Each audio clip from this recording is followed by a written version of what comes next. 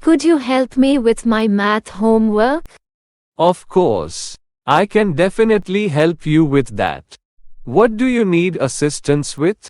I'm struggling with these algebraic equations. I can't seem to solve them.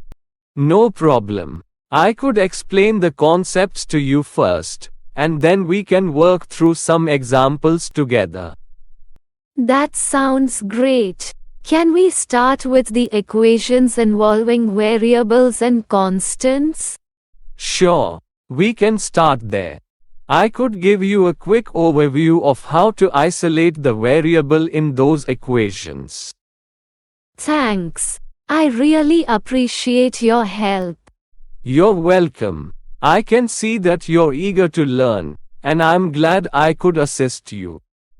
I can't thank you enough for your patience and support. It's my pleasure. I could tell that you're putting in the effort, and that's what matters most. Don't worry. With practice, you'll get better at this. I hope so. I can't wait to master algebra. You certainly can do it. Just keep practicing, and you could become a math whiz in no time. Thanks for the encouragement. I'm feeling more confident already. That's the spirit. I have no doubt that you can excel in math.